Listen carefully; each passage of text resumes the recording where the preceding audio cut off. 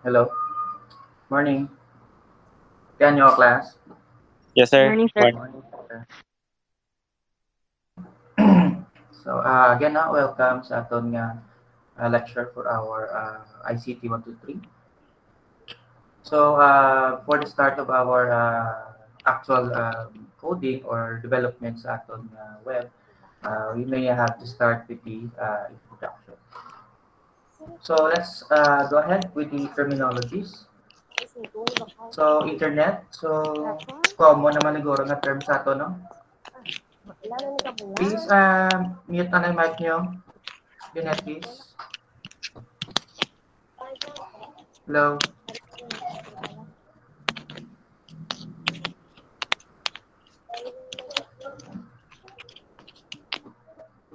Hello, Binet, please. Mute lang. Thank you.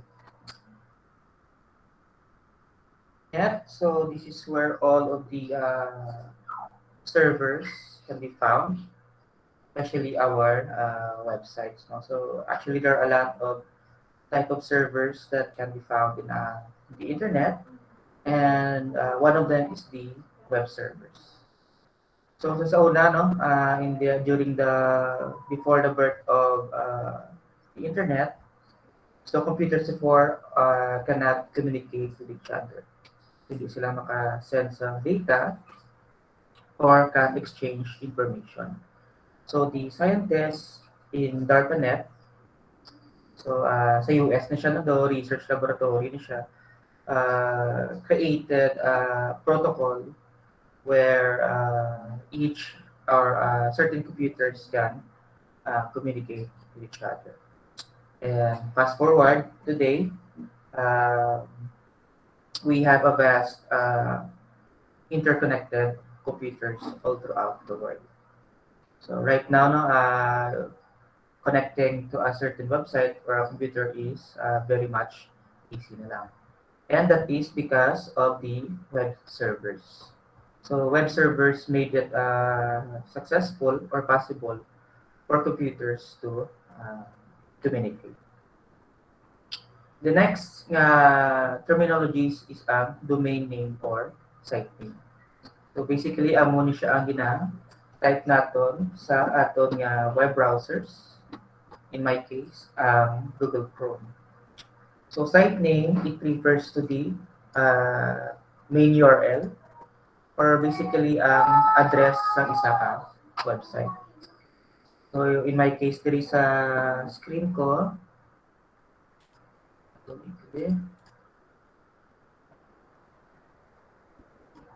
So anyway, no, hopefully you can see it on your end, but basically sa aton during URL bar, you will see there the 00webhost.com, which is the domain name or site name.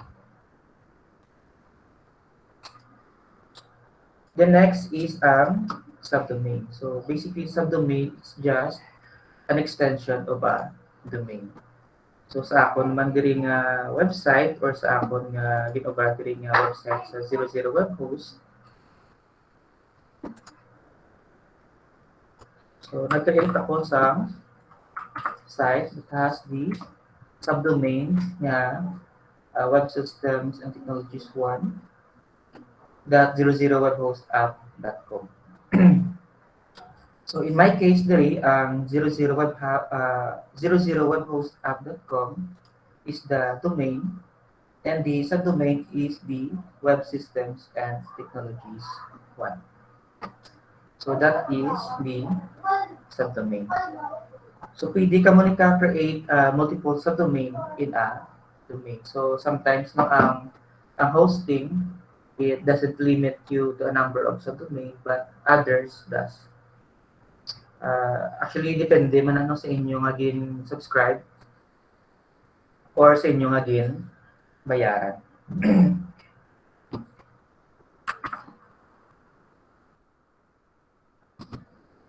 Bukta ko na lang din.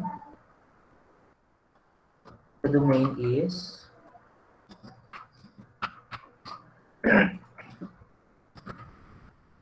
parang sa domain is might look like this. Don't worry, no, i-submit ko man ito or upload. ang aton nga PowerPoint.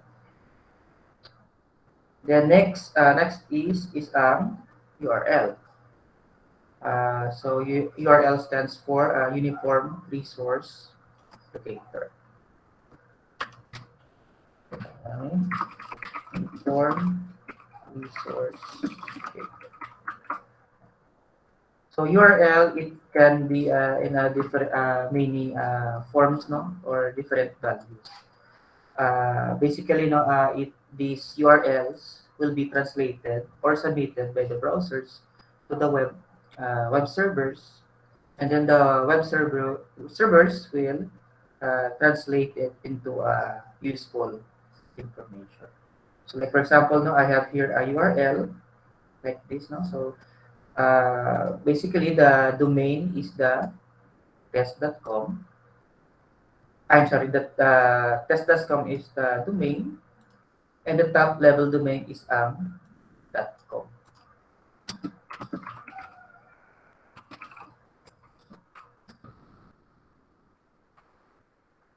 Basically, ang TLD or top level domain, this is the root folder sa isa ka website. So TLDs can be .net, .ph, .org, and so on. So this tells nga ang is under the namespace of .com.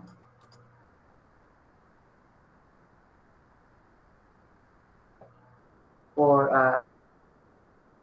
name, or basically namespace, no? Because sometimes there can be test.net or test.org or test.com. So pwede man as actually, no, magka-same ka mo nga ano nga domain name but different TLD. So amo na siya kis ano ang pinaka main nga purpose ng TLD or top level domain. Let's try no check no. Let's say test.com.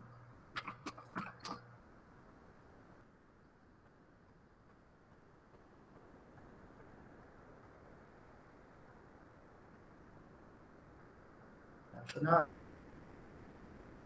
test.net.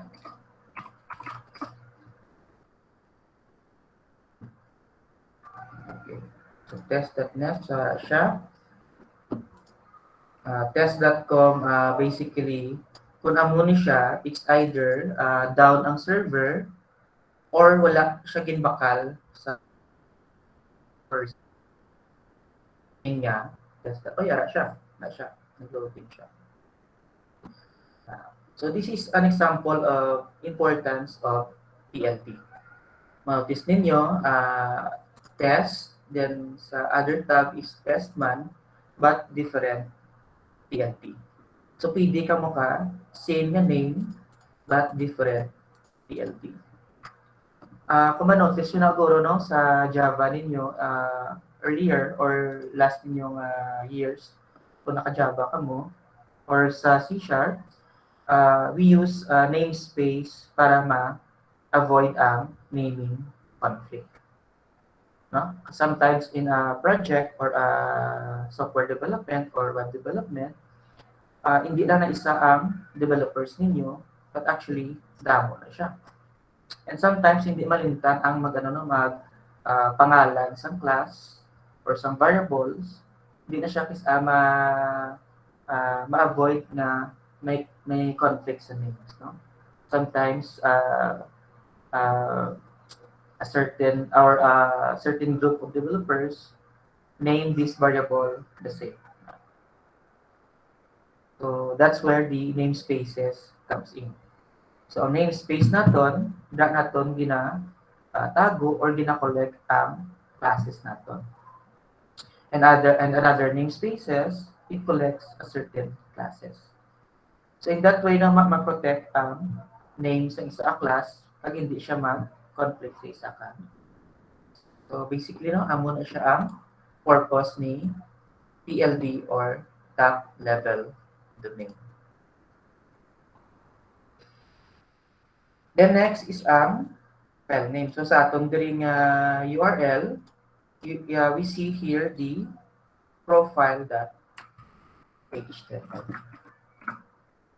But later on, I think kung ma-notice ninyo, iba niya mga website, why na kamo makitaan .html, .php, or no file extension na nag-exist. That is because may gingamit silang na option sa ilang web server para taguon ang file name. So we might discuss that later on, but basically, no, in a common URL, the file name or the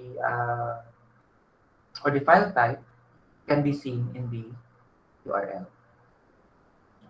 The next is ang query string. Diba nga ba? So, name equals to. So, ang query string naman is the part where dito nag-start ang question mark.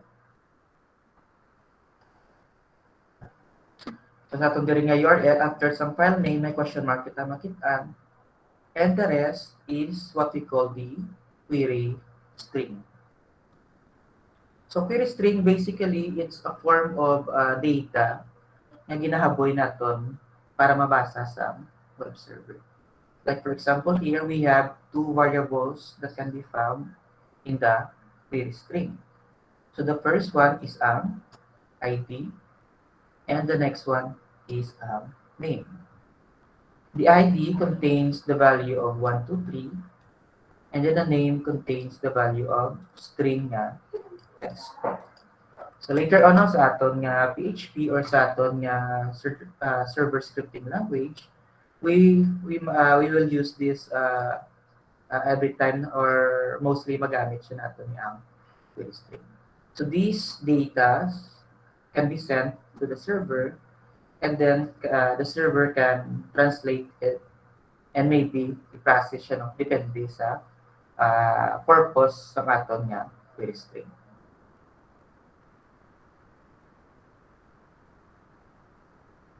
Aton nga root URL or URL path. So I might mention this later on. So at least mabalaan nyo na siya. And it could be nabatian nyo na siya, but wala nyo lang gid siya na appreciate or na use gid, no? So root URL ga-refer kita sa aton nga domain name. Complete URL path.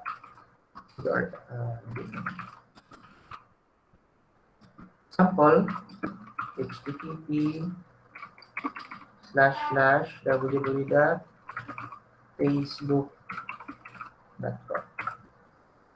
So ang atong diri nga root URL, no, complete domain name. So basically may ara kita nga protocol. Tig-ano niya ang http:// is the protocol, no, for websites. So basically, we are going to access via the or we are going to request a certain data via the HTTP protocol. So we will see more of this, no, later on, especially sa JavaScript, no, kaya kinangalanin siya ang root URL. And next is ang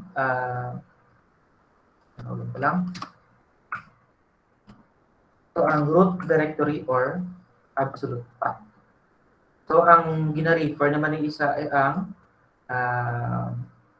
folder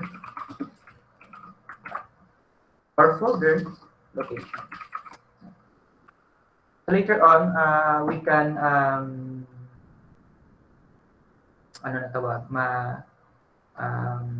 makita natin ang certain file using root URL or root directory. Sometimes may translation na siya nga hindi siya natin ma-locate ang isa ka file using the root directory or relocate natin siya using the root URL. So the root directory or absolute path refers to the folder location of the file. So sa aton diri, example diri no sa test.com/profile.html, most probably ang root directory sa profile.html is ara sa htdocs. So ano na siyang htdocs? So ang htdocs na siya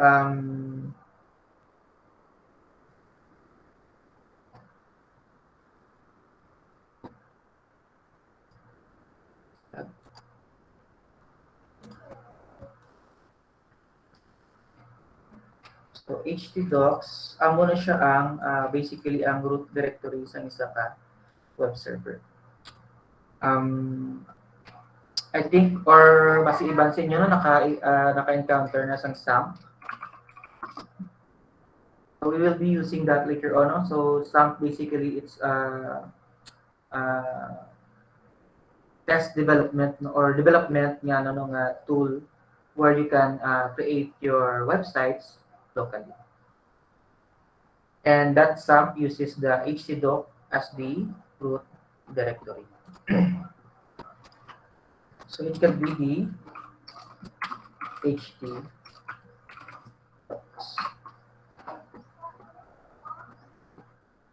Okay, let me see no sa let's check sa atong diri nga ano no nga 00 web host. Let's see no ang iyang root directory.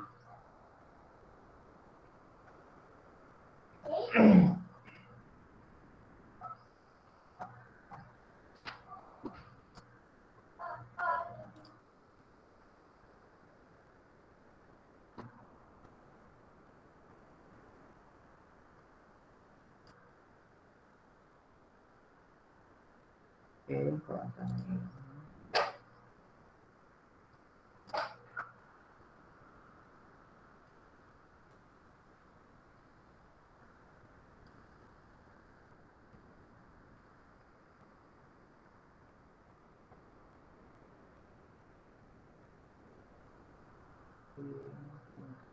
Limutan ko na.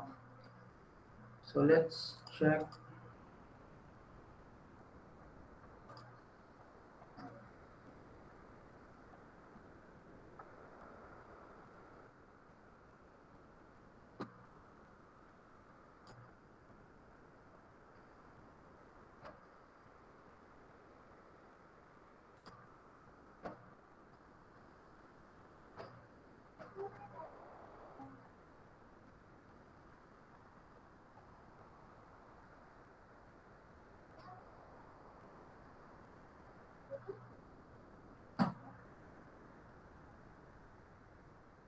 Amo ning is problema no kung free hosting do medyo mahinay-hinay gid man siya.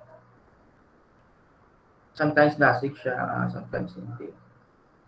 And also, kung damo ka mo nag-access at the same time, like for example, no, oras na something pala sa activity, then dululungan kung mo nagubra. So, dapat gid makita ang mahinay pagid siya. Mahinay na gid sa bumba.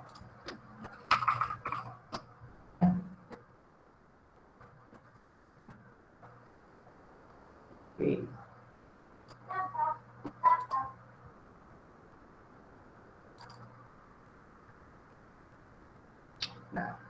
So, kung makita nyo na diri class sa aton nga 00 web host or depende no kung hindi ka mo nag-sign up.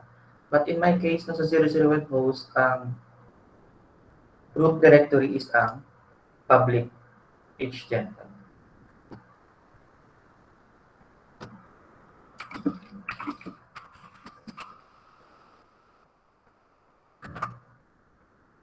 So, drop nyo gid termino, drop mo start, upload sa inyong file. So, inside sa root directory ninyo, you can add certain files or create another directory. Like for example, no, tapos diri mo para ako folder na let's say page. And under the page, makreate ko isang file, let's say about that HTML. So para ma-access ko ni siya si about.html, So, gamitan ko siya sa akon nga root URL. And ang aton nga root URL kag ang aton nga root directory naga-correlate ang sa isa kag isa. So, para ma-access ko siya, ang aton nga about.html. So, kung ma-notice ninyo under sa may page niya, folder. And then ang aton nga page is under sa public_html. So, para ma-access natin ang about.html, so, ang aton URL will look like mo di binong akon nga URL or sa domain. So, mas/slash ako, then page, then slash about that HTML. So, right now, wala kang makita kay wala ako din again butang na text. So, butang ako din. So, about. Then, refresh ko siya dahil ng browser. Then, kung makita ninyo, may text diri nga about.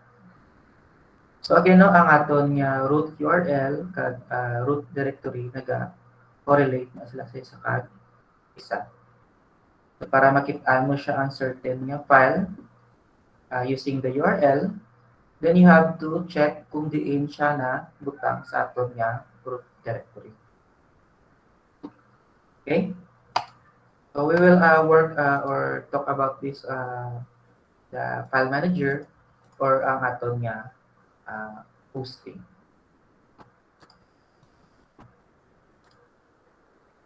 So for now, so amo na siya ang aton nga root directory. The next is ang aton nga HTTP kag HTTPS. Kung makita nyo kanina sa aton URL, we have the HTTP protocol. Pero isa naman may HTTPS. So, HTTP stands for Hypertext Transmission Protocol. Hypertext.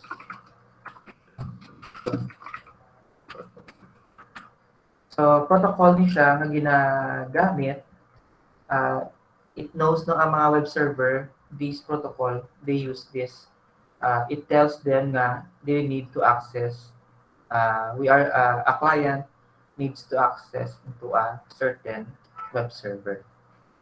So, ang S naman niya stands for secure. So, basically, kung HTTPS naman, ang connection ninyo between you and the server are being encrypted. Secured, ano.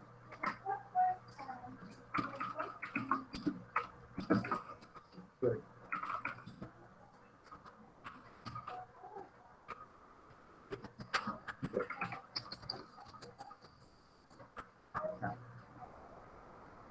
So, basically, ang ato nga encryption is between the browser and then the server. So, mabalaan nyo na class nga secured ang isa ka website by checking the URL or sa aton diri nga browser kung sa pinaka top left may makita-an ka mo di nga do padlock sa tupad sa aton nga URL.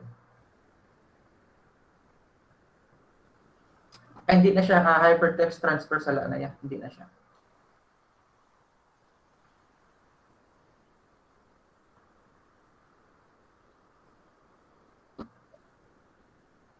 Ayan lang. Kasi sa lakoblaw. Transmission protocol, transfer. Okay. Ati sa lako. Transfer protocol. Sorry. Transfer protocol. Okay, thank you for the correction. Sorry. Transfer protocol siya. Okay. Then, ano na kita? Kakagina, no? Sa may aton nga HTTPS, kung i-check ninyo ang website dali may padlock na sa aton nga URL bar, at kung i-click nyo na siya, may makita ka mo na connection is secured. Hindi na siya mapadako, no? So, dahil nyo mabalaan nga, secured ang isa ka website or ang connection ninyo between you and then the server is encrypted. So nga siya no nga naton nga kinahanglan siya nga encrypted, no? Because sometimes ang aton nga because no again ang aton nga connection between the server and you mag-o ka na maghaboy sa isa ka data or information sa server is makadto na siya sa mga other servers. Specifically ang mga registrant. So, yung may connection na butang din registrant. Ako lang na siya karon. Then, web host. Okay, so first no, sa registrant basically has the IP, a server that contains the list of IP address of the website.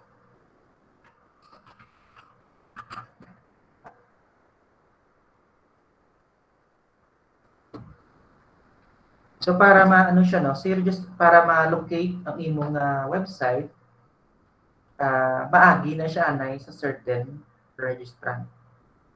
And at sa registrant na siya, it knows the IP address of your website.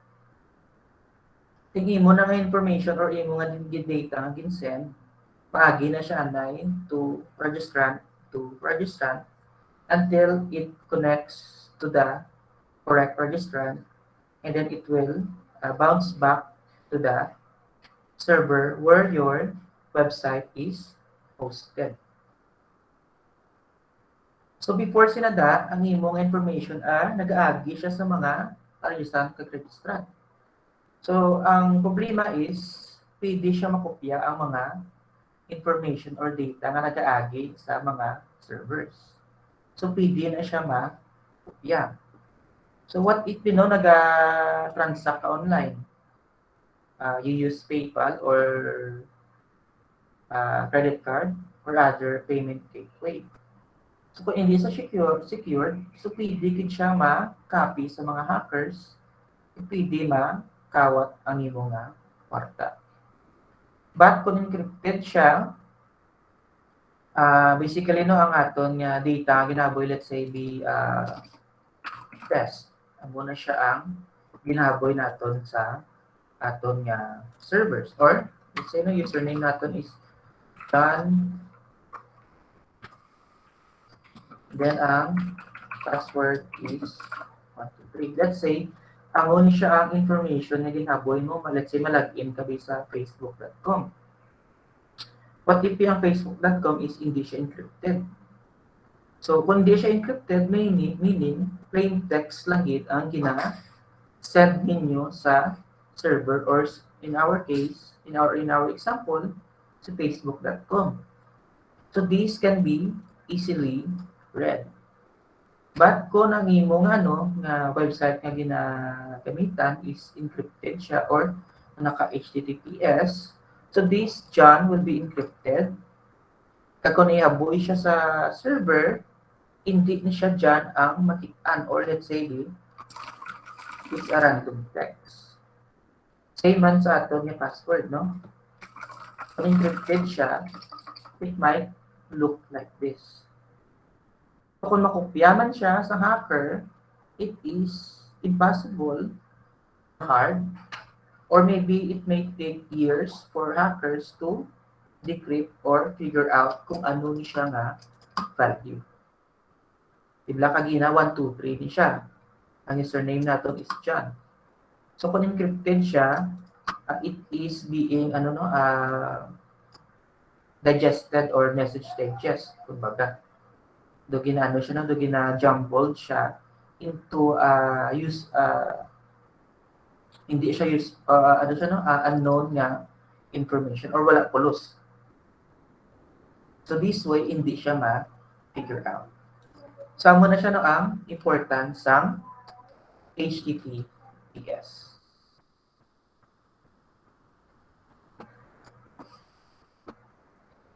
So usually amo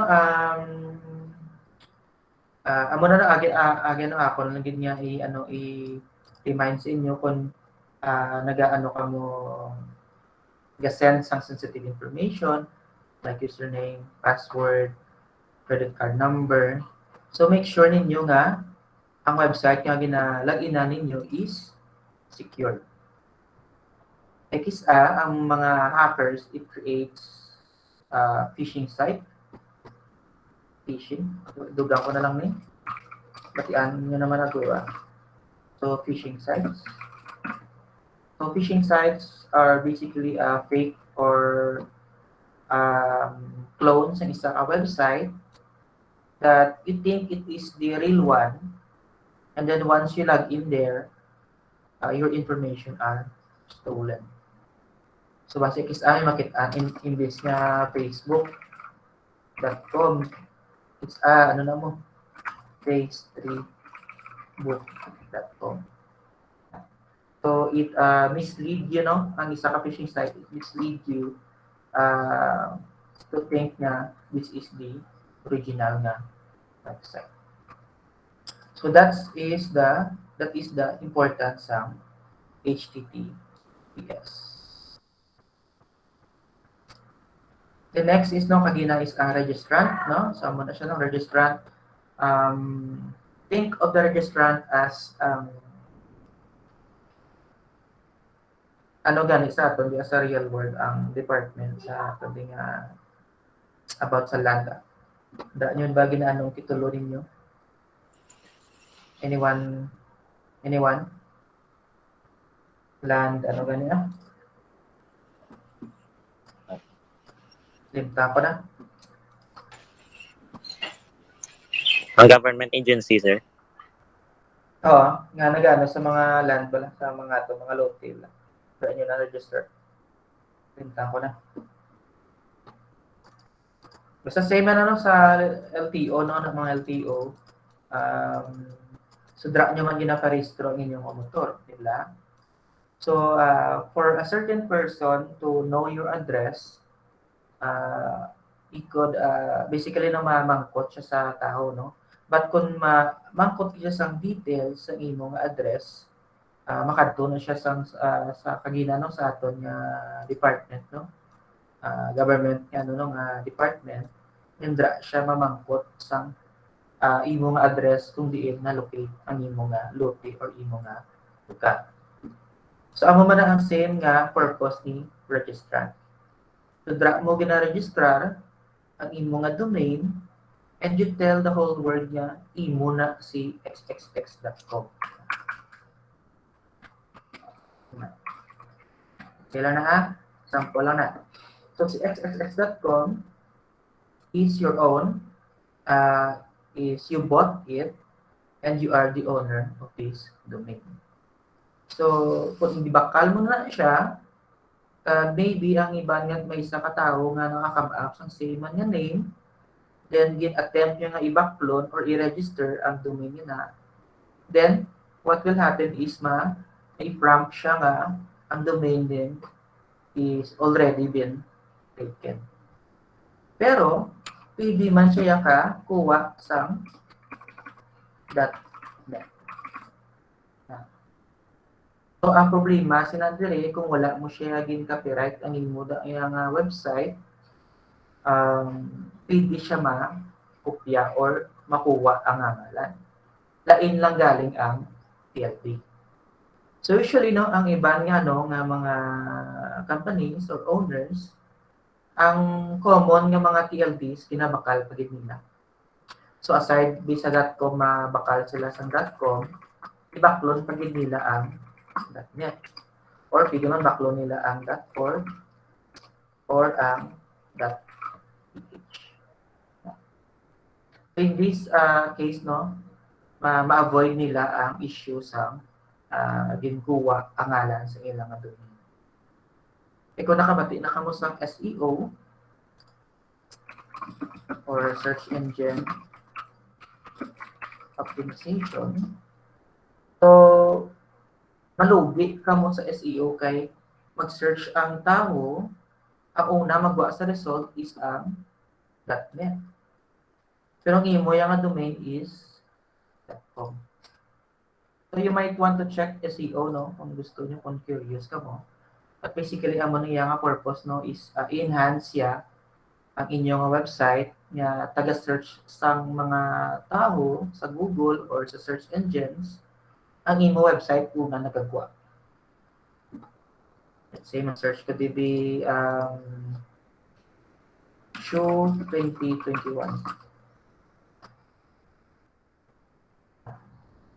Kung makita ninyo, ang ako ni keyword is show space 2021.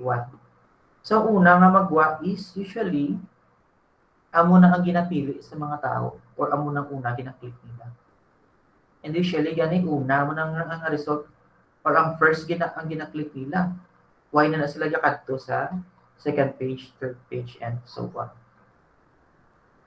So, that is the important no, nga sang SEO.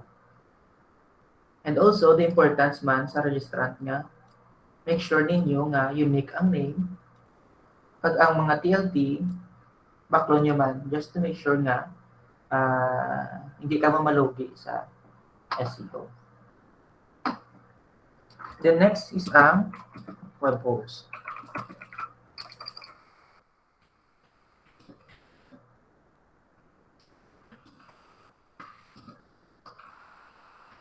So, amo ni siya ang basically ang meaning ni or ang purpose ni web host.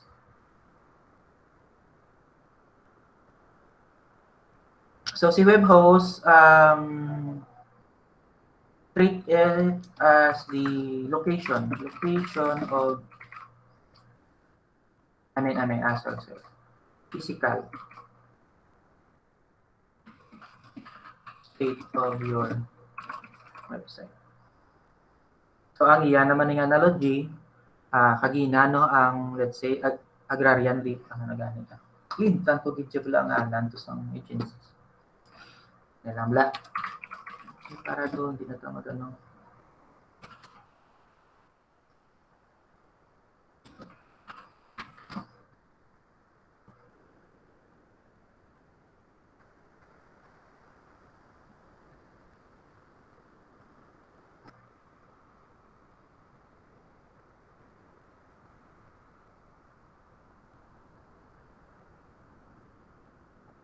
Muna ni Goro Department of Agrarian Reform.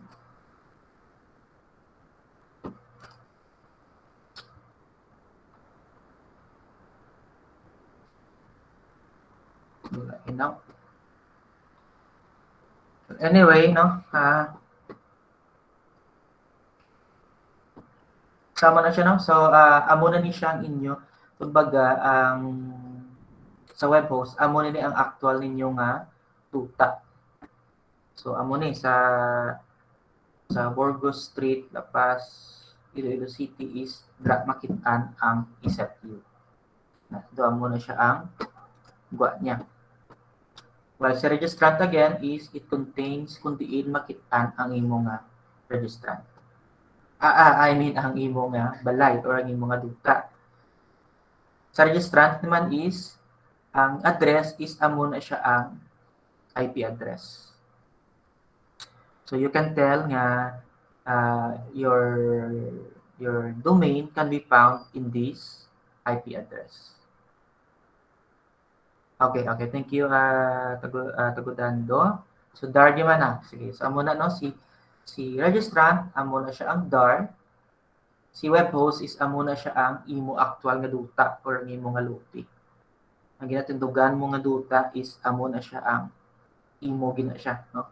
So amo na siya kung sa development naman is amo na siya si web host. So da na siya dayon i-point ni registrant sa kung diin man na siya makitaan ang web host. So take note, si registrant is another server while si web host is also another server. Okay. The next is a web page. So single HTML. So kung website naman niya, you are referring to the entirety of the domain. While a web page, you are referring to a certain file or certain page. Let's say ang about me page or register page or sign up page, no? And so on. And we have here the file transfer protocol. So si file transfer protocol naman niya, it's again a protocol na maintindihan sang mga servers where it tells the servers that you are requesting a certain files or requesting or responding a certain files. So FTPs na siya, again, it's another servers, and one of the tools or softwares para sa mga FTP is ang FileZilla. So pwede ako connect with with the FTP na login details. Pwede ako connect sa akon nga web host. Maybe let's try to get the FTP sa akon dito nalimutan ko na siya. So what I'm trying to do here is locate kung diin makitaan ang FTP nga login details sa akon nga website.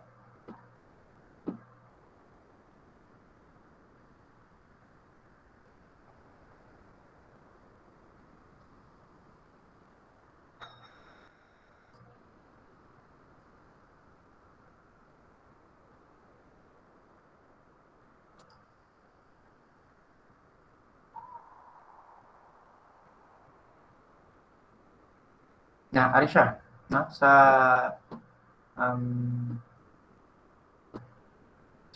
you can see here under sa general, hopefully sa inyo man kung hindi siya 00 web host, hopefully makitaan nyo man ang FTP ninyo nga login details. So ari siya, no? So ang host name is files 0 muna siya.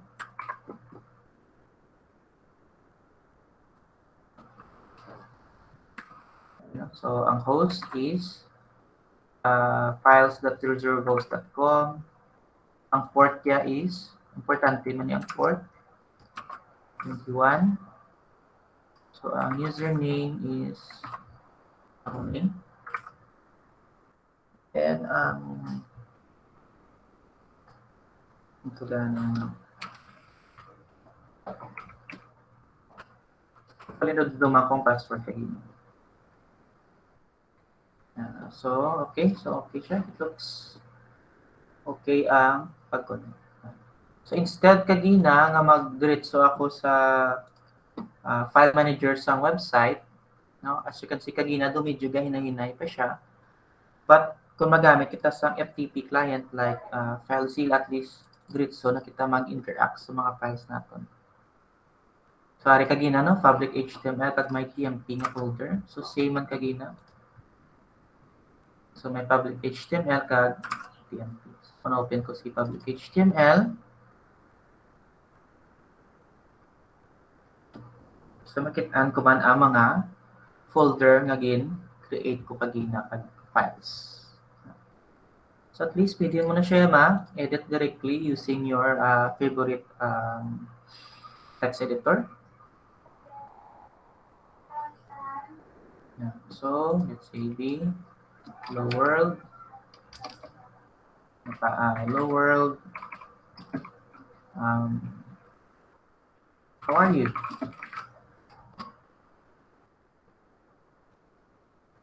So kung i-save ko siya, pakato ako sa akong FileZilla, i-yes ko lang, then i-upload liwat sa FileZilla sa may server. So kung i-refresh ko na siya, so kato ako sa root URL, no?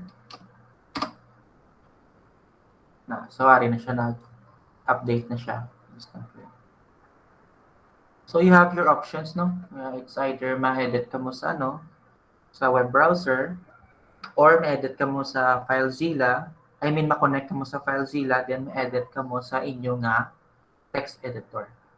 So, kamo bahala.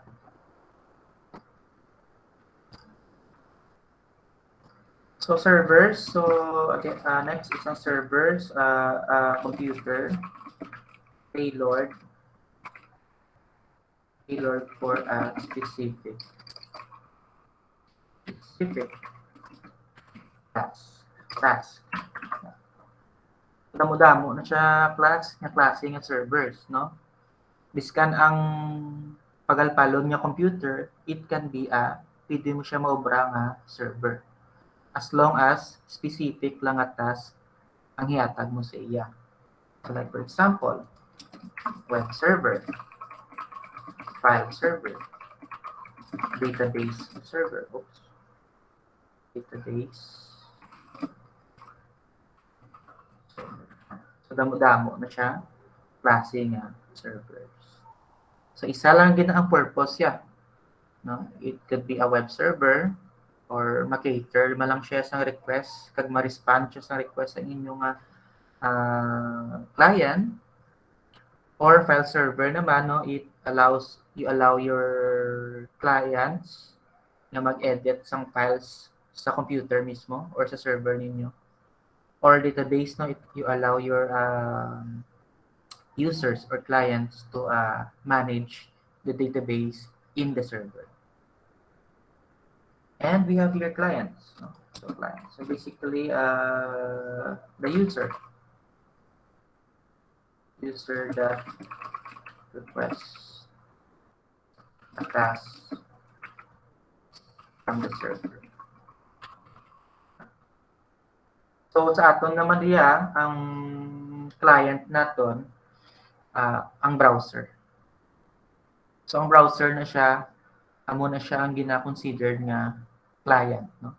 Then si browser mahaboy isang request makadto sa aton nga mga servers. So both acts tawag na in both ways, no? Si client ma-request, then si server ma-respond.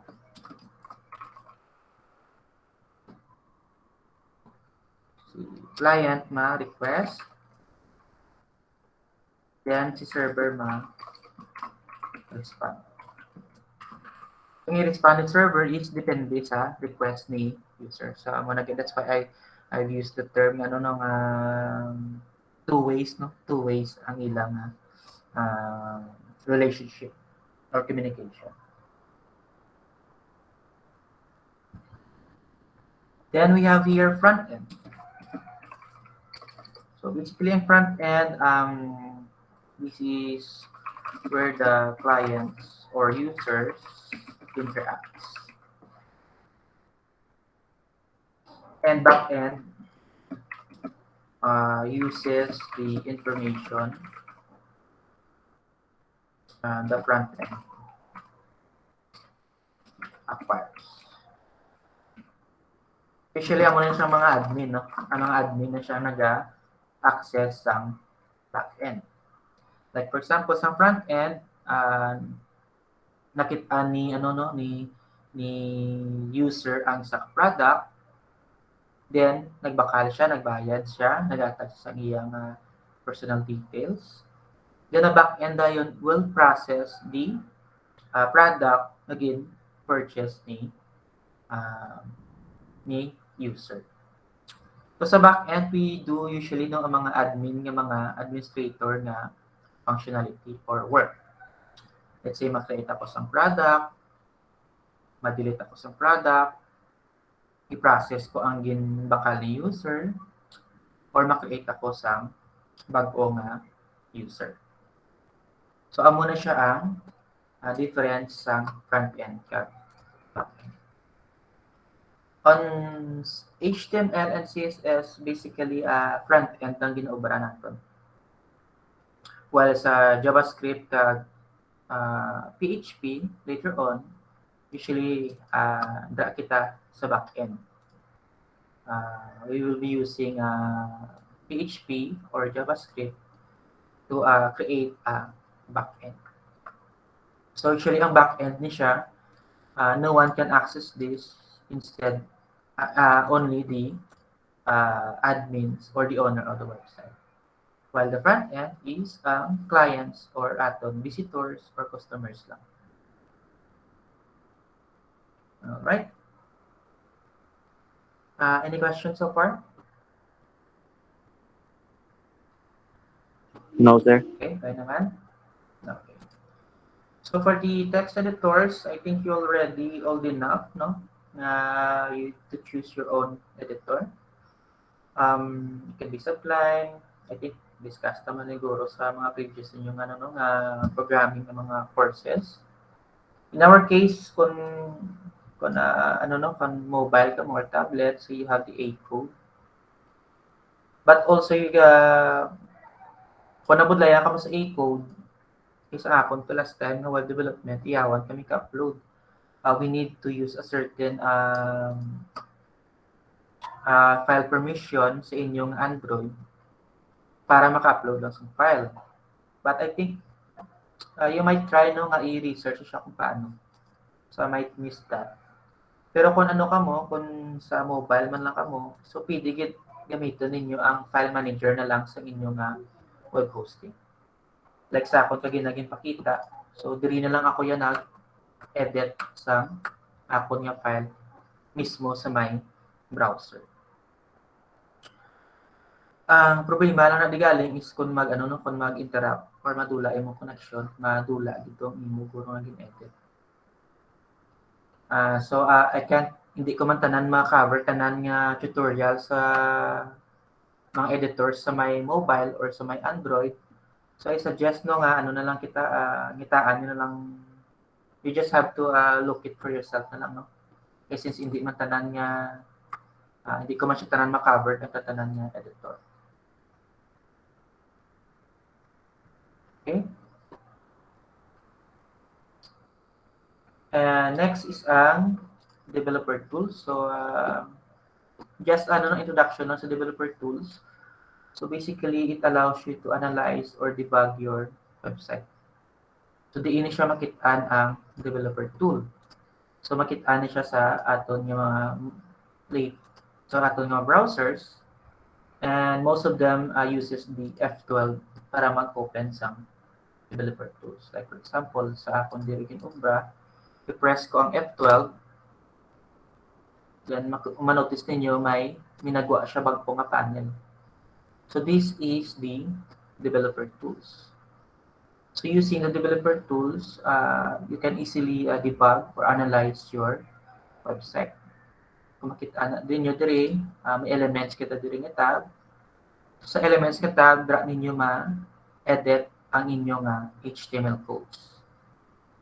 Sa console naman, pwede ka mo ka-add sa JavaScript ninyo nga code, or sometimes ang errors sa inyong JavaScript can be seen here. Then ang sources is siya makita ang mga files na pang download sa browser sa isa ka website. The network is basically the timeline kung sa certain time ano nga file ang gin-download, ano nga file ang nag-request sa mo nga time. Para at least na ma-analyze siya, makita nyo kung diin ang fault or ang error. So maybe sa next na to ng mga mga topic, especially sa JavaScript, i-cover din siya. Then the rest, may extra na lang siya nga features, no. But mostly sa aton diri elements kag console diri kita gawa gid ma-focus. So sa the rest is more advanced naman na siya. But for now, let's just cover elements and console. So just an example how the developer tool works. Under sa aton nga elements, pwede nyo na siya ma-edit directly ang inyong HTML code. Like this, mabra ako sa heading for the coma text. Click yes. So kung tapos na ko, I can just click outside of this box or sa diin nga edit area. So maklik lang ko outside, then as you can see, may nag-update sa akong page. Pero ang gina-edit ninyo diri is offline. Ang gin-download nyo lang nga copy. hindi siya ang actual nga file nga ra sa server. Kung i-refresh ko ni siya, so nadula ang gin-add naton. That is because nag-download ng bag-o nga file ang aton nga browser. So that's how browser works, no? I-download niya mo lang na ang gin-respond ni server sa aton. So in our case here, ang aton diri nga index.html, it contains this text. So amo lang since gin-request naton ang root directory, si index.html na siya ang gina-execute ni web server. And it just happens nga si index.html contains this text. So basically, amo na siya ang i-respond ni server pabalik kay user. So that's why we are seeing this. So these texts can be changed dynamically, no? Okay, right now it's constant siya. So fixed. Pero later on sa atong JavaScript tag PHP, we can create dynamic website. I take for example, ma-add ako di sa hindi siya kay HTML sa nga file. Let's say, islang ko siya, no? Edit ko siya sa so instead nga html.php. So I'll just gonna demonstrate, no, kung paano mag-generate sa dynamic na page. Sige. So don't worry, ano sa code, no? Ano ko sang for na loop. Ay, basic na loop, 10 plus. So mag-print ako sa oops. Pintan ko may dollar yung sign. Don't worry, no? Demonstrate ko lang siya. Then ko refresh ko na we just created a dynamic content. So dynamic siya, no, kay it can change over time. You may see this today bit 10 siya, then maybe tomorrow is 100 siya. So that is a dynamic website. So later on we will be requesting content from a database, and the content will be different from the other user, no, or from the other clients. So amo na siya na kung i-check naton sa developer tool, F-code naton, makita ninyo nga ang actual diri nga code, kung makita nyo ang zero nga ni naga-highlight man ang zero nga sa aton nga website, no. So it tells you nga what you are focusing right now or editing or attempting to edit can be found on the screen nga ara siya under sa may zero. So pwede ko man na-scan yan 99. So pwede din. So kung ang nobyo mo or nobya mo na save ang password sa imo nga browser, pero kung gusto mo siya i-stop, so gamitan mo sa developer tools para makawat ang iyang password. So pwede din. So maybe i-lure mo siya nga kung save niya lang ang password niya para dito siya mag-login next time. Pero ang purpose mo gali is kawaton ang iyang password. So pwede din. Or obrahan mo siya sa fake na Facebook na website, palagi nun mo siya, then pwede din makawat ang iyang password. Okay, so any questions sa atong developer tools? Record ang mag-host. Yes, required it siya, no? Kay as what the analogy kagina, no, earlier, ang aton nga dito to. Ang aton nga web host is your physical, no? Naging makitaan ang inyong mga files. So without your web host, there is nowhere to, wala ka may makitaan, no? So hangin ang makitaan niya. So basically you need two. the registrant and web host. Pero sa aton diri ang sa akon diring 00 web host, it just happen nga subdomain man siya. So bali si webhostapp.com is na-registered na ni sa nga daan. Okay na, Mr. Bakuta, okay na? Clear na? Okay. So may question pa?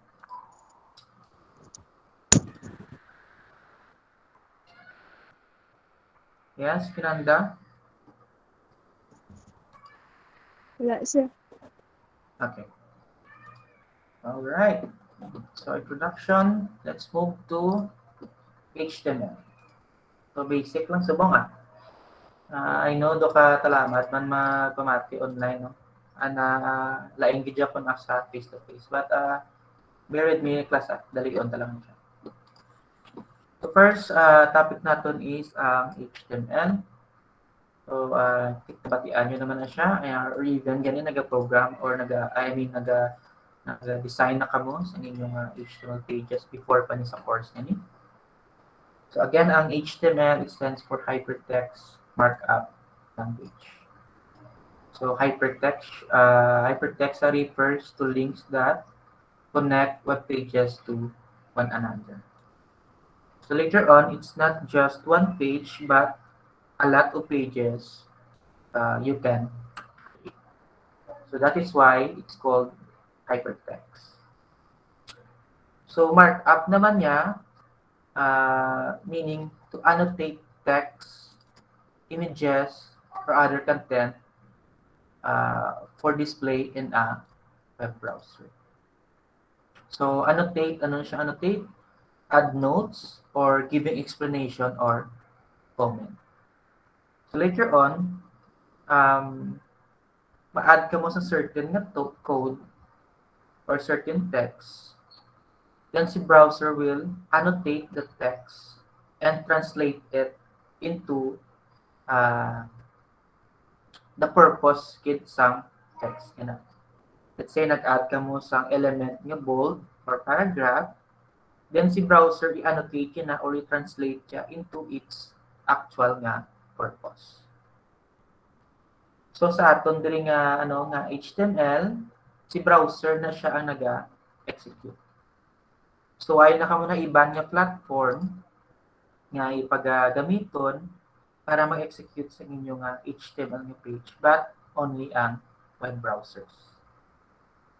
And ang aton nga HTML is OS independent. So OS ng operating system naton, Windows 10, Linux, iOS. So why na siya labot kasi HTML. Ang importante lang is ano nga browser siya gin-open or ano siya klase nga browser gin-open siya. So as long as may web browsers kita, then pwede gid kita ka paran or pa-execute sa aton nga HTML nga page or document. And always we use the .html para sa aton nga HTML nga extension. Sa una may .htm ni siya but gin-standardize na siya.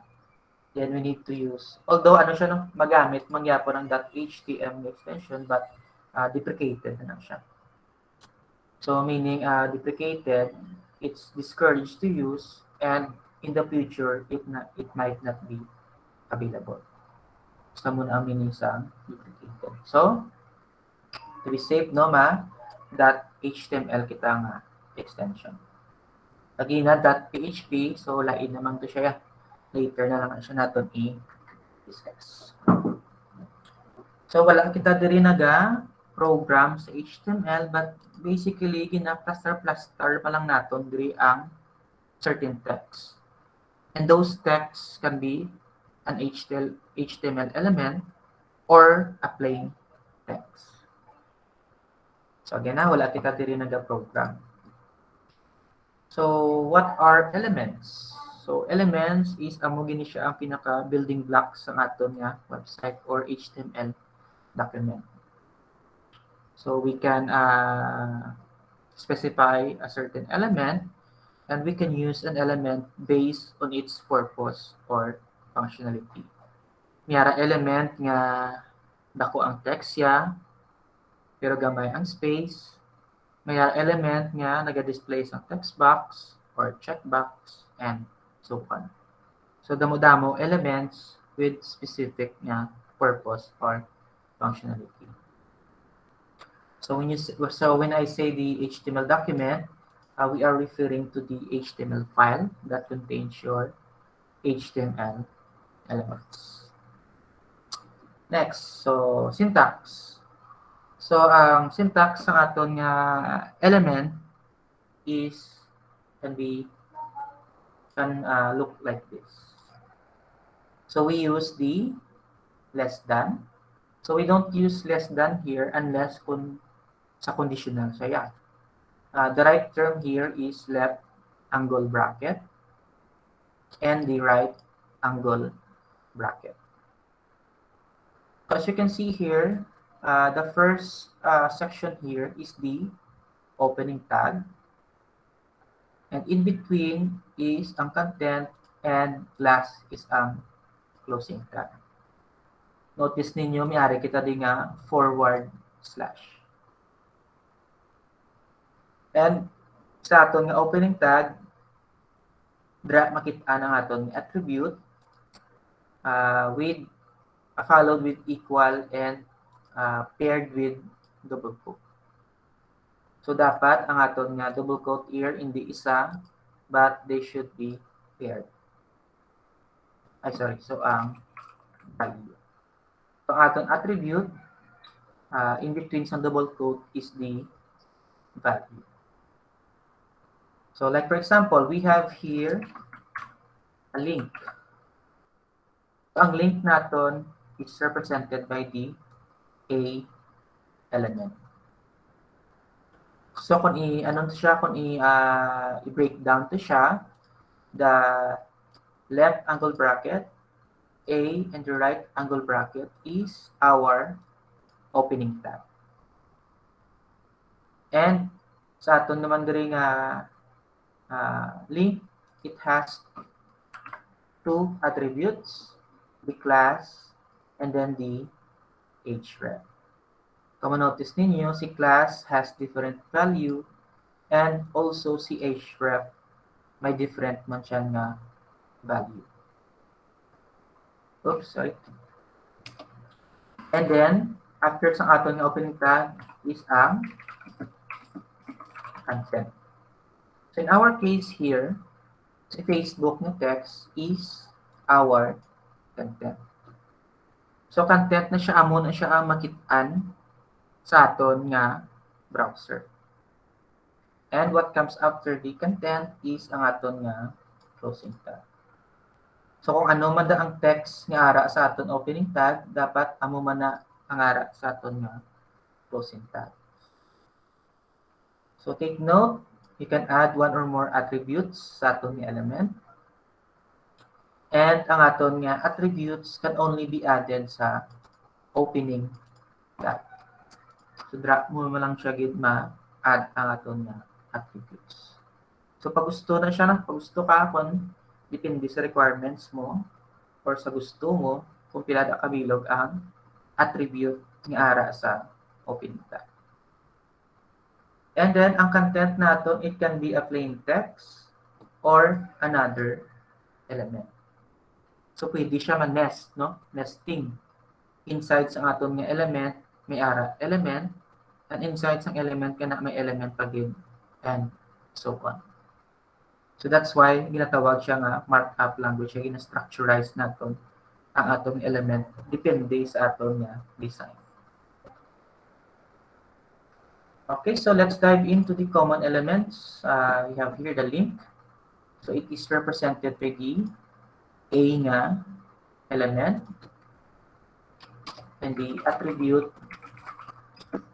required attribute is href.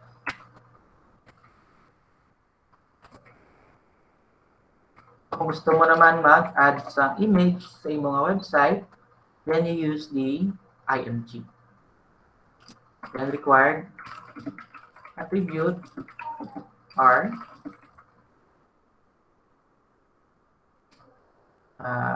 SRC, and alt. So SRC stands for source. What is the URL path of the image? So kanina no, na-mention yung terminologies nga, URL path. So later, mayara naman katang ano na ang absolute path ni Amuni. So sa atong image siya, it requires a URL path. So SRC needs a URL path. And alt is alternative. Will text will be used when the image is not up. So sometimes ang image natin hindi siya makita or delete siya. So what is the alternative? So ang alt natin ng attribute will be used instead of the image. So kung di makita ng image, then may text nga magwa sa aton nga image kung diin siya na basta. So paragraph. So P, the headings H1, H2 to H6. So ang headings ni siya basically dako ni siya nga text. The lower the number, the higher the text. So ang pinakagamay is ang H6. We have here the span and then the division. So span used to group inline elements. So discuss na lang siya kung ano na si inline elements. Div naman niya or division used to group block elements. So CSS naton siya ma-appreciate ang inline kag block elements. But for now, amo na si span kag si division ang ilang purpose. So we will let's try to add no so sa aton diri SP sa aton bing index. So ma-add kita sa let's say visit Facebook.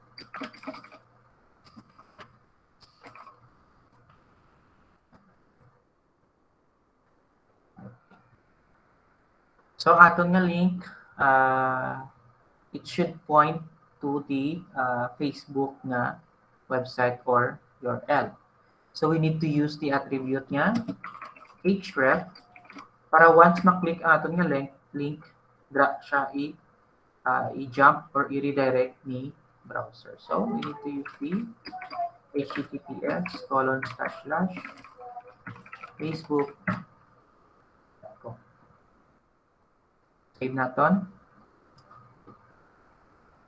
Then refresh. Then may ari kita nga link sa aton website. Kung i-click na siya, then it redirects us or it jumps us to the Facebook na website. So very straightforward ang aton nga link.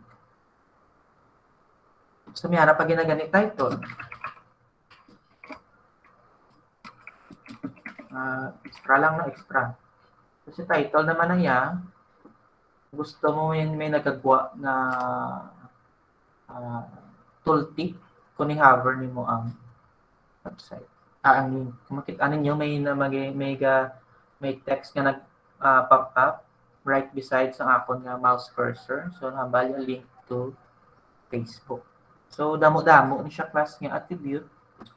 So, kaglain-lain man ang ilang functionality. So, napakita ang image. So, image,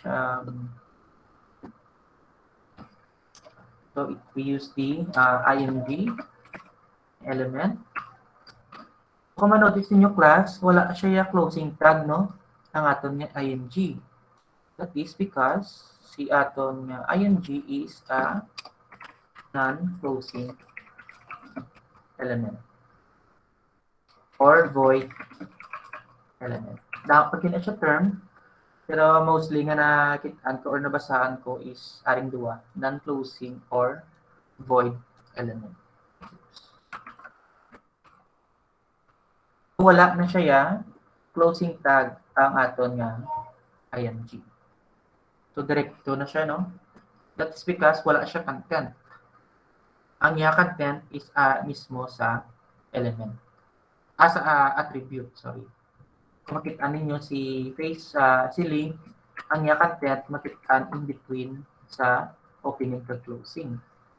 So, ang content ni img is ara sa attribute, which is ang SRC.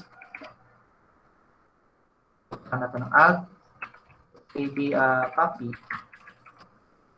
So, notice nyo, wala ko binbutangan sang URL path sa aton nga SRC. So, let's see what will happen. No? Save ko siya. Refresh ko. Then, may makitaan ka mo nga broken nga image, but may ara siya nga word nga puppy. So, puppy or came from the alt nga attribute, which the purpose is for the alternative. No? Kung wala siya nag-load ang website. Let's try to look for a puppy image.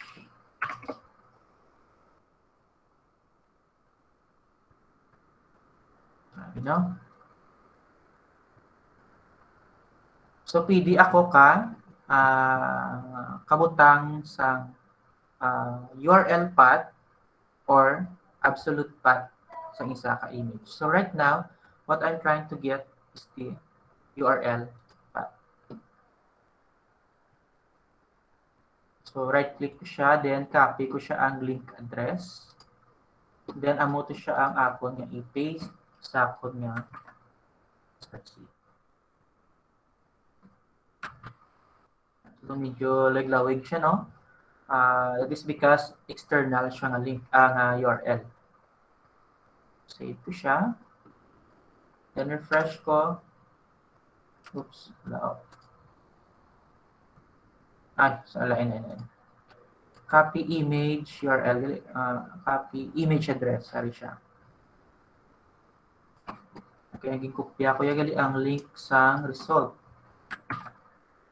So, again, paste ko siya. Kung makitaan nyo sa dogtime.com, under sa folder ng assets, and sa folder ng assets may uploads, under sa uploads may 2011, under sa 2011 may 3 or March na siya. Then under sa 03 nga folder may file name nga puppy-development.jpg. So this is the URL path of the image nga kopya natin. So save ko siya. Then refresh ang page. Then you'll see here a very huge image. So dako-dako siya. So para pagamayon to siya, we will use the attribute nga width. But sorry na, we'll discuss more about this in detail. So width, let's say, be 150 pixels or px. Save natin. Then refresh. So nag-gamay-gamay na siya.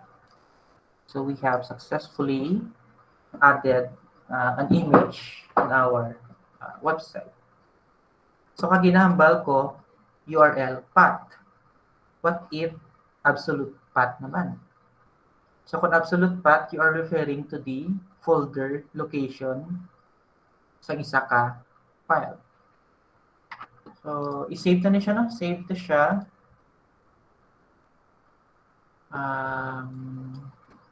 Desktop lang din. So, desktop, save ko siya.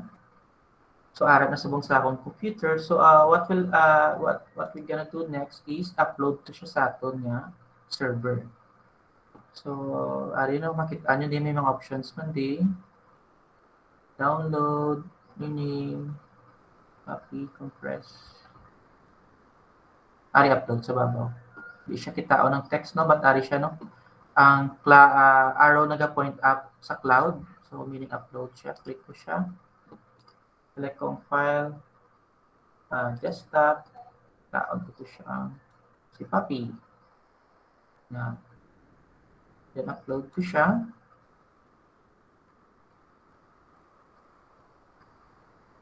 As you can see here, ara sa root directory ang ato nga Papi development.jpg. Or rename ko na lang siya para hindi ka like rename ko siya sa Papi lang. And take note ang important kamay extension file. Importante yun. So para ma-access ko siya directly ang image nga ni, I have to take note or check kung diin siya na-locate. So ara ang Papi sa aton nga public underscore HTML. So public underscore HTML in my web host is the root directory. So para ma-access ko siya, mas-slash ako sa papi.jpg. So kung makita nyo, directly ko access ang image using the URL path. So kung i-add ko naman siya sa aton nga nga page. So instead nga URL path, ma-add lang ako sa absolute path yan. So since ara siya sa root directory, so hindi na ko magbutang, i-directly ko na siya butang na papi.jpg. So save na siya, be. Save. Balik ako sa akong ng website. Kaginaha, again, can directly ko siya access ang image. Na, pwede nyo na siya ma-obra actually. So, para siya, nag-work siya or nakitaan siya ka. That is because nagamit ako sa absolute path. So, makita nyo dire sa akon nga nga developer tool, makita nyo si src is equals to papi.jpg. So, what if i-try to siya i-organize ang aton nga folders? Let's say ang tanan ni images will be in the image the folder. So let's do that, no? Okay, kita bagong folder. Oh. Ano siya? Last folder. Baba. Let's say images. Then ang aton nga Papi to i-move to siya sa aton nga images nga folder. So right click ko siya, then move. Then click ko lang sa change. Then pangitaan ko ang image nga, images, then select this. As you can see, nag-change na siya sa images/Papi. Then press ko ang move nga folder. Then, kung makita ninyo sa aton nga root directory, wala na sang Papi nga .jpg but ara na sa aton nga images. So kung i-refresh natin itong aton nga website, notice nyo may broken kita diri nga image with the Papi nga text. That is because nag-change ang iya nga absolute path. So what we're going to do is simply update natin ang aton nga document, HTML document. So instead nga Papi, so may images na, and then slash. Again, we use the slash to separate the directory. So meaning, si papi.jpg is under the images folder. Okay. Then, save natin. Then, refresh natin. Yeah. So, nag-KO na siya nag-checkto na ang aton nga absolute path para sa aton nga image. So, that's how the img or image element works. So of course, the paragraph headings, very common or very easy na lang sila. So kung gusto mo naman paragraph, so butang ka lang sa P, and in between sa aton nga opening to closing is drag mo butang ang aton nga text. Let's say the quick Fox jumps over Lazy. So kung save na siya yan, refresh. So as the name suggests, paragraph. So ang nature sa atong paragraph is isa sa ka-sentence and it goes next line. Sama mo na siya ang aton nga paragraph. So automatically, kung ibutang mo isa ka text sa isa ka paragraph, expect na kamo nga sa new line na siya magwa. So again, no? So let's say, mabra ko sa another paragraph. Let's say, wolf.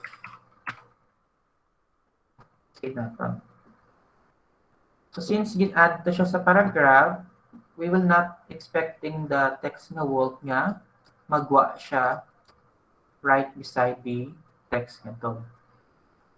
So kung i-refresh to siya, you will see that wolf na text appears underneath our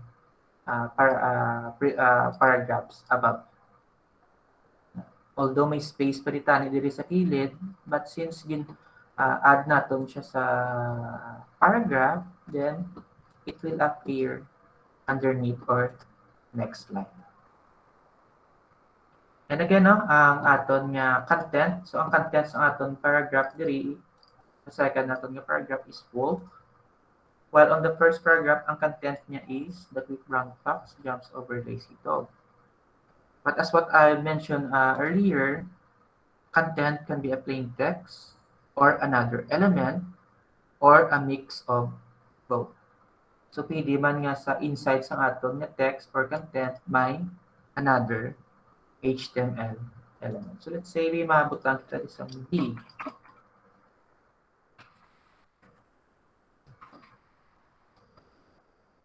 Or ang lazy dog, ano doon siya sa underline. Or ang brown, i-italicize na siya. As you can see, ang content ni first paragraph contains a combination of text and elements. So, kung i-save to siya, refresh, then manotice ninyo ang brown is naka-italicize, ang jumps is bolded, and lazy dog is underlined. So pwede man siya i-nest nato no ang element. So inside sang element, may element pa gid, inside sang element, and so on. So pwede si dog, let's say ano to siya italicize. Save. And refresh. So manotice ninyo ang bolded naton nga lazy dog, ang underline natin nga lazy dog, ang word niya dog is italicized siya. That is because nest naton ang aton nga element. So kung manotice nyo, dapat kung sinong una nga paragraph, kung sinong una nga element, amo man dapat ang kuliyot nga closing element.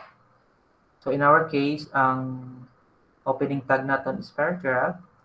So ang last nga element should be the closing of the paragraph nga element. So hindi na siya dapat nga ang closing diri is you. So hindi niya ma-error, maguba na siyang inyong structure. So what comes first must be last. So nakita nyo din, may I ako di, may B ako di, may U ako di. So these elements are formatting elements. Format, no? Gina-format nila ang text. But they are deprecated. Ipakita ko lang siya. But we don't usually use this, no? Because they are deprecated. We format our text using CSS. So, amo na ginang pinaka-standard. So, mag-format kita sa aton ng mga elements. So, we have to use CSS para at least, no, kay sila ni deprecated, we don't know in the future basi wala na ni sila. So, what if kung gingamit mo siya sa imo nga website na ginawa gamit ni client mo, then maybe in the future nadula siya or gin-deprecate or naging sa phase out na gid siya, kumbaga. So, makibot si client mo nga ang iyang website kuba na. So, hindi na siya parehas sa gina-expect ni client mo. So, do medyo magka-problema ka. So, that's why ang deprecated elements should not or discouraged to be used. Okay. What else?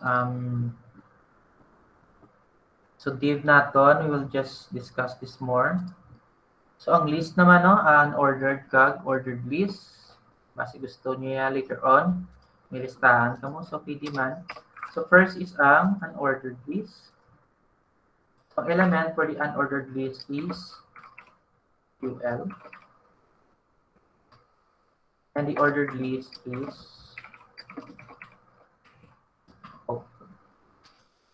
Take note, both of these elements requires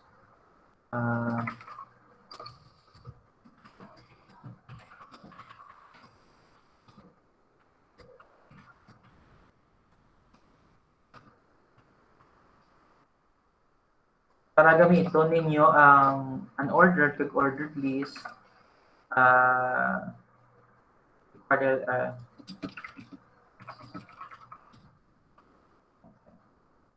so ang LI, it should be in between sa aton opening kag closing sa UL or OL. Else hindi siya mag-work. So for example,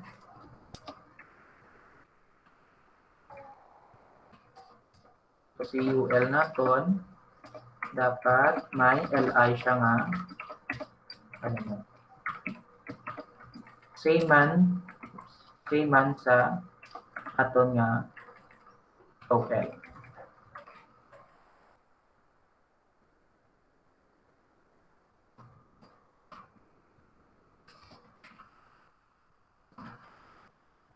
Gamiton pa sila.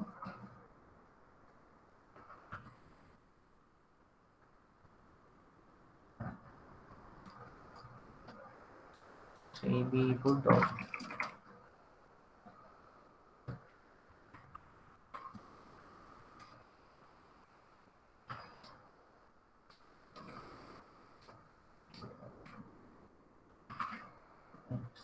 Chihuahua.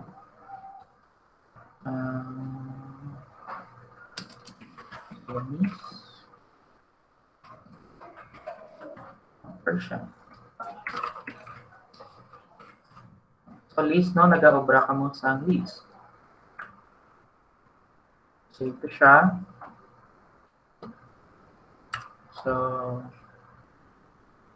unordered, so meaning wala siya ordinance. So meaning pag gusto siya kung anong order.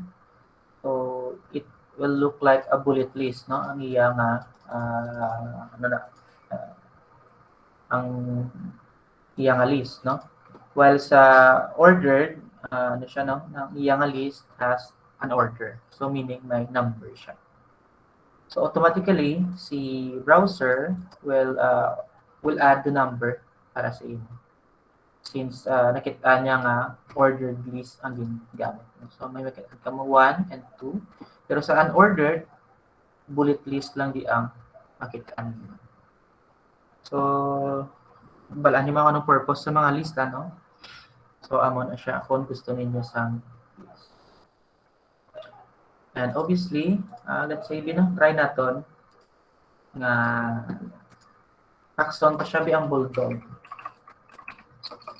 Paan pa siya list. Let's see what will happen. So, refresh naton. So makita ninyo, wala siya sa bullet list. That is because wala siya sa Li na element. So very important, no? Kung makita mo siya nga ma-include siya, then you need to have the Li element as the child element sa aton nga UL. So child element, that is because under siya sa isa ka element. So sa aton diri nga Li is the child element of the UL element. Ang Siamese naman niya rin nga text is the child element of the OL nga element.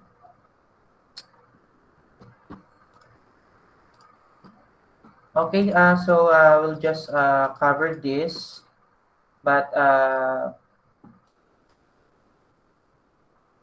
so we'll cover more about form elements later on. But for our activity, no, I want you to create a portfolio site. Then i-upload nyo sa dayon sa inyong domain. So ang file name niya is portfolio.html. So basically, ang portfolio, it's just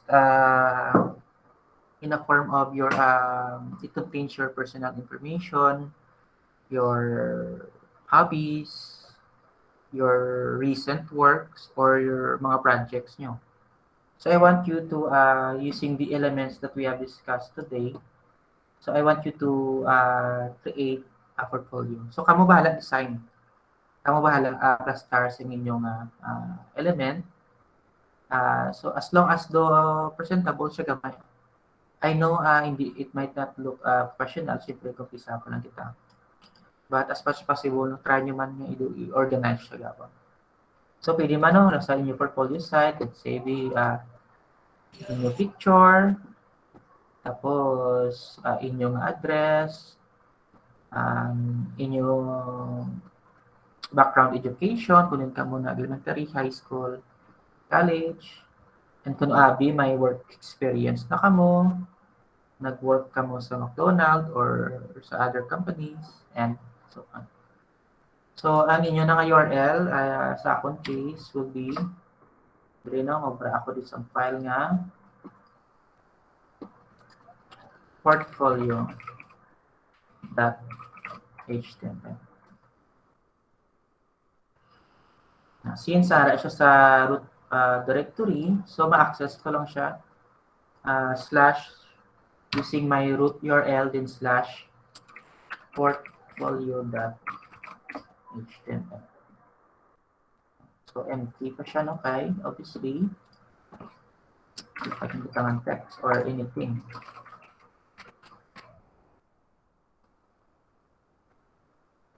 So kung refresh ko siya, it might look like this. So, kamo na bahala basta ha. So, text, ang name ninyo, address, add ka mo images para at least presentable mo siya gamay. Or it might help kung ang inyong picture din, no? At least it will identify you. Butang ko lang diri. Sample.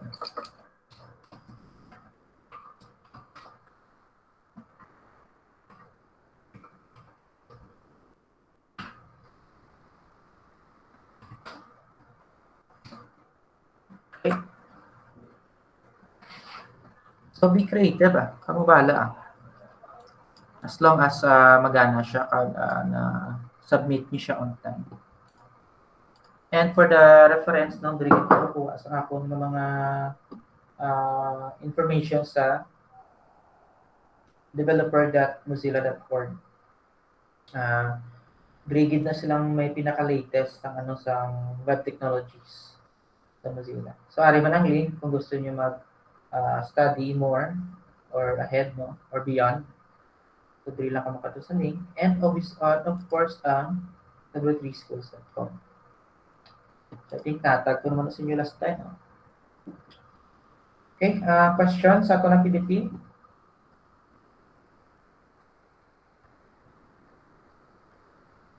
Why naman? Okay, so panyado kita. So, see you now next week. Sir. Sige, ano to? Ang itong PPT mo, sir, nga gin-edit mo, sir, kag ining recorded niya Gmail, sir, i-upload mo ni sa BLE, sir.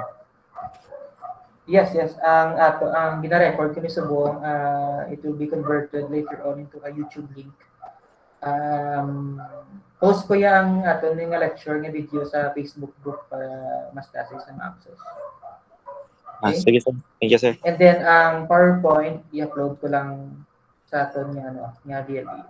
Or i-vote ko na lang pati ang YouTube nga link, i-upload ko sa Facebook group kag sa ato nga VLE.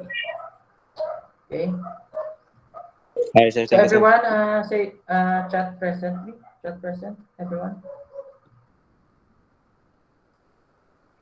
For the attendance, chat ka mo present.